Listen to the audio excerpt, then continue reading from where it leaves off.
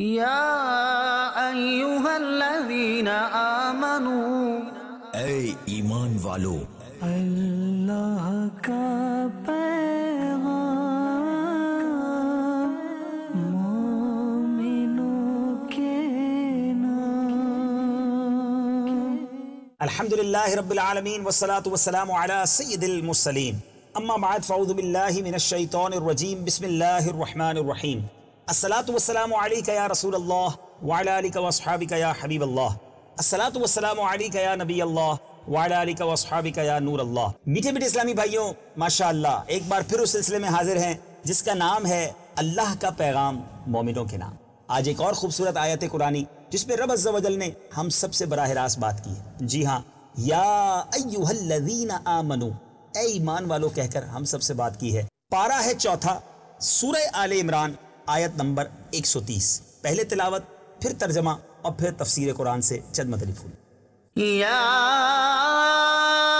ایہا الذین آمنوا لا تأکلوا الربا اضعافا مضاعفة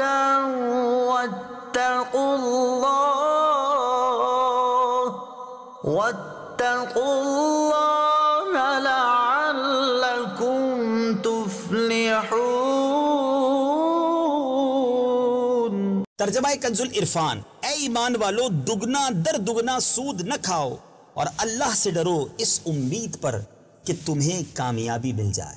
تفسیر صراط الجنان میں ہے لا تأکلوا الربا اضعافا مضاعفہ، دگنا در دگنا سود نہ کھاؤ۔ تفسیر صراط الجنان میں ہے کہ اس آیت میں سود کھانے سے منع کیا گیا اور اسے حرام قرار دیا گیا۔ زمانہ جاہلیت میں سود کی ایک صورت یہ بھی رائج تھی کہ جب سود کی ادائیگی کی مدت آتی، اگر اس وقت مقروض ادا نہ کر پاتا تو قرض خواہ سود کی مقدار میں اضافہ کر دیتا اور یہ عمل مسلسل کیا جاتا رہتا۔ اسے دگنا در دگنا کہا جا رہا ہے۔ سود سے متعلق وعیدیں۔ سود حرام قطعی ہے، اسے حلال جاننے والا کافر ہے۔ قرآن و حدیث میں اس کے متعلق سخت وعیدیں بیان ہوئی ہیں۔ سورہ بقرہ کی آیت نمبر 275 سے لے کر 278 تک سود کی حرمت کا بیان موجود ہے، اور حدیث پاک میں ہے، میرے آقا علیہ الصلوۃ والسلام فرماتے ہیں، مسلم شریف کی حدیث ہے، حضرت جابر بن عبداللہ رضی اللہ تعالیٰ عنہ سے روایت ہے، حضور سید المرسلین صلی اللہ تعالیٰ علیہ وسلم نے سود کھانے والے، کھلانے والے، سود لکھنے والے اور اس کی گواہی دینے والے پر لعنت فرمائی اور فرمایا کہ یہ سب اس گناہ میں برابر ہیں۔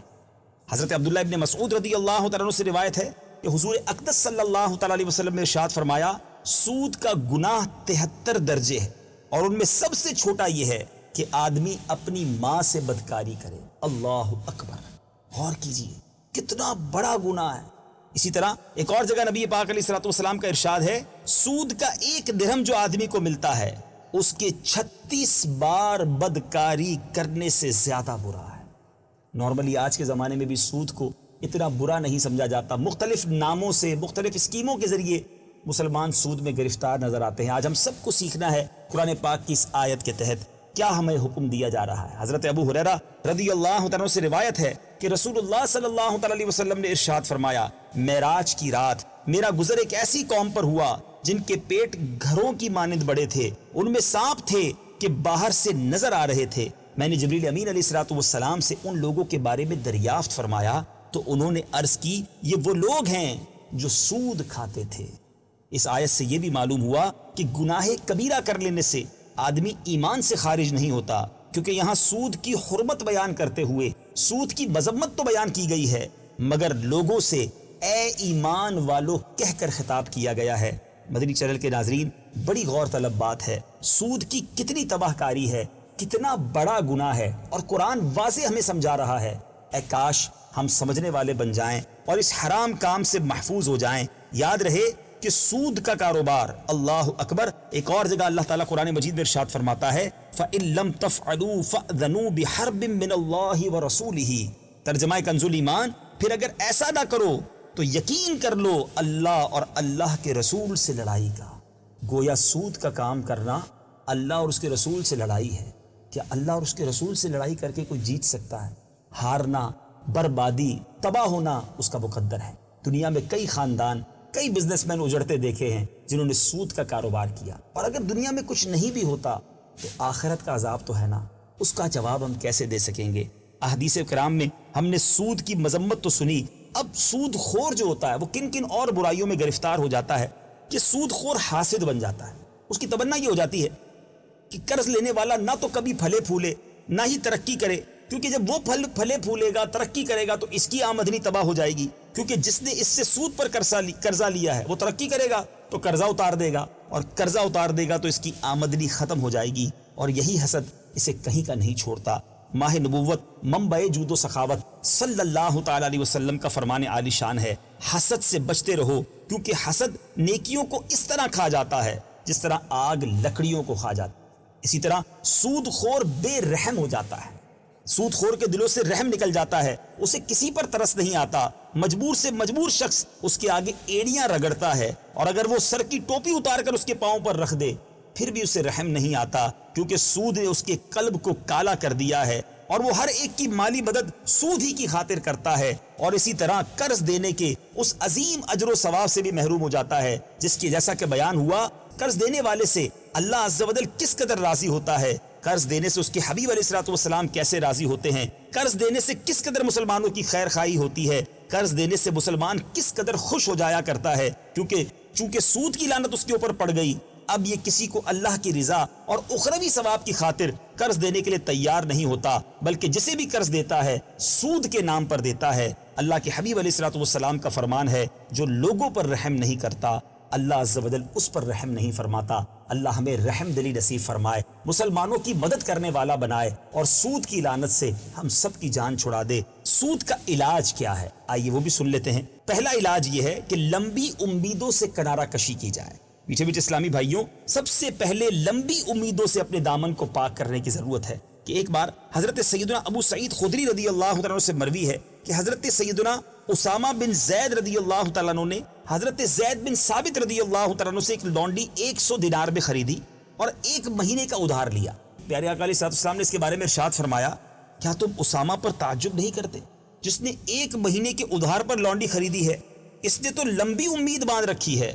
اس ذات کی قسم جس کے قبضہ قدرت میں میری جان ہے, میں نے اپنی آنکھیں جب بھی کھولی تو یہی خیال کیا کہ پلکیں بند کرنے سے پہلے اللہ عز و جل میری روح قبض کر لے گا. پیارے آقا فرما رہے ہیں, آپ ذرا غور کیجئے, فکر آخرت کا انداز دیکھیں. فرماتے ہیں جب میں اپنی آنکھیں اٹھاتا ہوں تو یہی خیال کرتا ہوں کہ اسے نیچے کرنے سے پہلے میری روح قبض ہو جائے گی, اور جب میں لقمہ اٹھاتا ہوں تو یہی خیال ہوتا ہے کہ اس کے نگلنے سے پہلے موت آ جائے گی. اس کے بعد ارشاد فرمایا, اے انسانوں, اگر تمہیں عقل ہے تو اپنے آپ کو مردہ لوگوں میں شمار کرو. اس ذات کی قسم جس کے قبضہ قدرت میں میری جان ہے, جس بات کا تم سے وعدہ کیا گیا ہے, یعنی موت وہ آنے والی ہے اور تم اسے عاجز نہیں کر سکتے. تو کاش لمبی امیدیں, بہت لمبی پلاننگ, بہت زیادہ پیسے کمانے کا سوچ جو ہوتی ہے وہ انسان کو سود کے اس حرام کام کی طرف لے جاتی ہے. کاش فکر آخرت ہمارے دلوں میں گھر کر جائے. دوسرا علاج یہ ہے کہ انسان دولت دنیا کے پیچھے نہ بھاگے.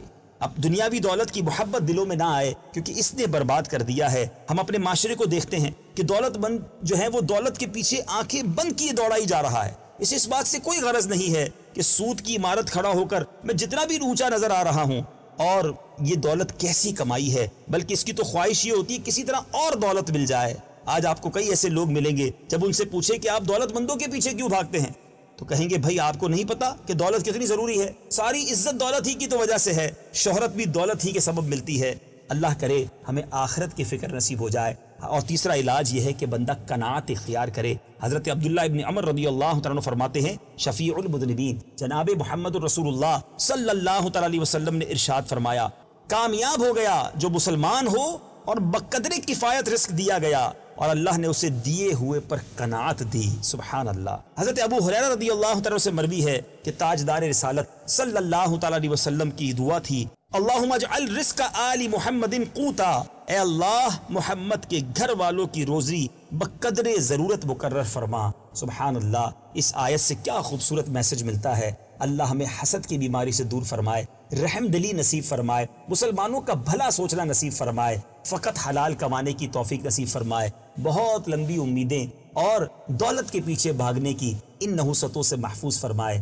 اللہ کریم جو روزی عطا فرمائے اس میں قناعت بھی نصیب فرمائے۔ مدنی چینل دیکھتے رہیے، اگلے سلسلے اللہ کا پیغام مومنوں کے نام میں ایک اور آیت قرآنی اور اس کا پیغام لے کر حاضر ہوں گے۔ صلو علی الحبیب صلی اللہ تعالی علی محمد صلی اللہ علیہ وسلم۔ یا ایہا الذین آمنوا، اے ایمان والو، اللہ کا